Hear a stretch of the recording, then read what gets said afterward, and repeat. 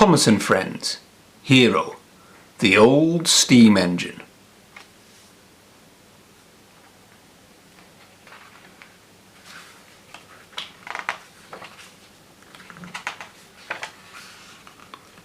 This is a story about an old engine called Hiro, who was lost for many years. Thomas and Percy wanted to help Hiro get back on the rails again, but would they be able to save him from being sent to scrap?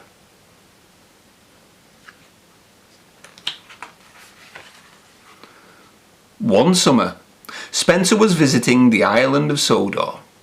He was helping build a summer house for the Duke and Duchess of Boxford. "Out of my way, slowcoach. I have no time to chat," he would say.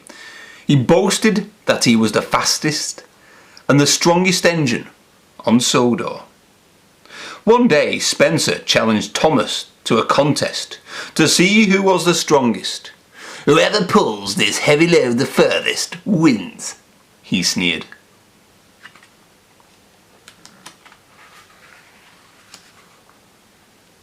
Thomas and Spencer met at the shunting yards.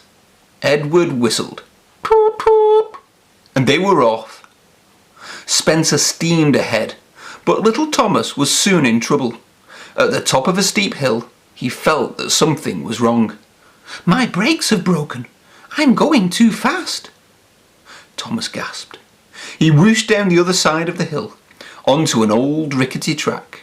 He crashed through some bushes and came to a stop.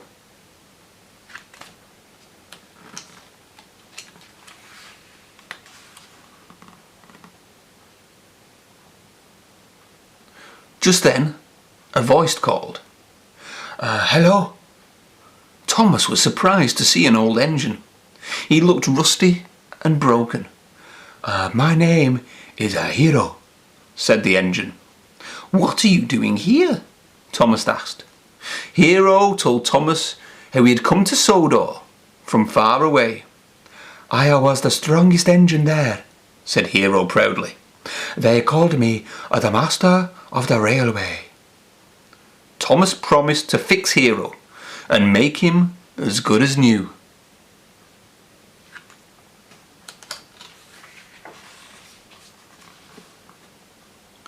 Thomas was so excited that he forgot all about Spencer. He puffed slowly to the Sodor steamworks to get his brakes fixed. His friend Victor was there. Thomas saw a wagon with an old boiler. "What's going to happen to that, Victor?" asked Thomas. That's rubbish. It's just a scrap," said Victor. Thomas offered to take it away. "The boiler could be mended and given to Hiro," thought Thomas.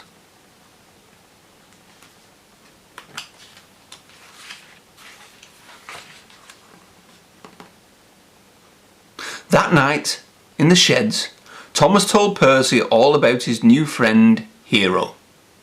Thomas made Percy promise not to tell anyone. "If the Fat Controller finds out, he might send Hiro for scrap," Thomas worried. So Thomas and Percy made a plan. The next morning, Percy hid his mail trucks and worked on Thomas's branch line so that Thomas and his crew could start fixing Hiro. Nosy Spencer wondered what they were up to.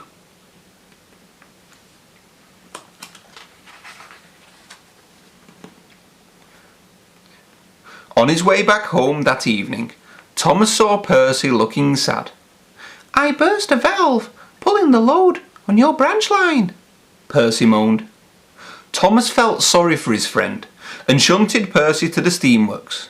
Just then, the Fat Controller arrived. He was very cross. "Thomas, why was Percy pulling your carriages instead of delivering the mail?" he boomed. "And where are his mail trucks?" Thomas felt terrible. He promised to help Percy with the mail train the next morning.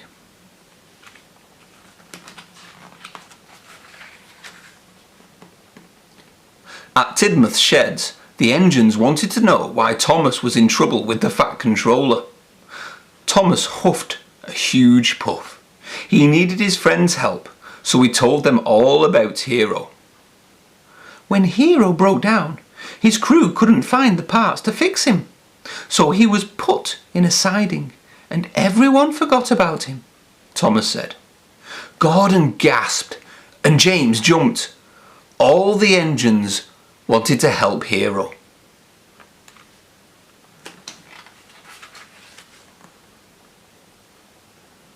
The next few days were very busy on Sodor. Gordon, Edward and James took it in turns to carry parts to Hiro, and Thomas worked on his branch line. But little Percy had forgotten where he had hidden his mail trucks.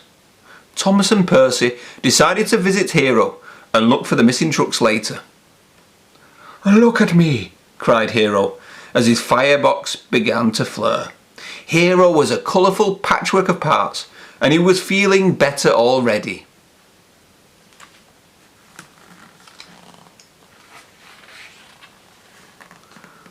Suddenly, there came a loud poop poop. It was Spencer. When he saw Hiro, he gasped. "So this is what you've been doing," he smirked. "Making a heap of scrap for the smelter's yard. Wait till I tell the fat controller." And with that, Spencer wheeshed away. Thomas had to tell the fat controller about Hiro before Spencer did. He pumped his pistons and soon caught up with the big engine. Then the old track gave way under Big Spencer and he got stuck wheel deep in mud. Thomas puffed on to Knapford Station, his wheels whirring. He told the fat controller everything, about Hiro and how he didn't want him to be scrapped, and about Spencer, who was stuck in the mud. "Did you say Hiro?" asked the fat controller. "He was the master of the railway. Why would I scrap him? You should have told me before." The fat controller ordered Hiro to be taken to the steamworks right away.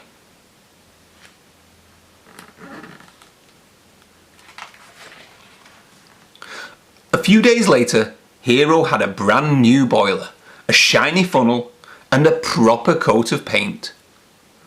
Spencer was still stuck in the mud. Percy and Thomas weren't strong enough to pull him out, but Hiro was.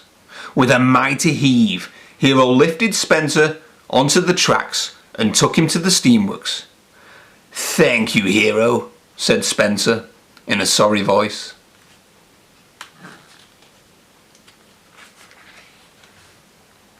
One morning, all the engines gathered at the docks to say goodbye to Hiro. "It's time for you to go home," said Thomas. I will never forget how you saved me. Do come and visit me one day," chuffed Hiro. The engines whistled as Hiro puffed onto the ship. The rest of the summer on Sodor went more smoothly.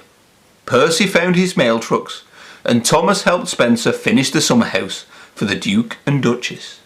And they never forgot about Hiro, the master of the railway.